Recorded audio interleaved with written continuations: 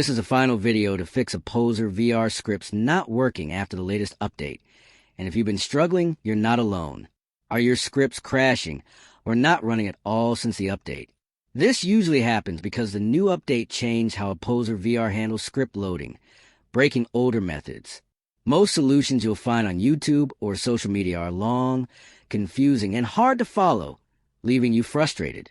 But on Rexist, I've got a simple trick that works every time without extra steps or complicated tools. With just a few clicks, you can get your scripts running smoothly again. If you want, comment below, and I'll make a step-by-step tutorial showing exactly how to do it.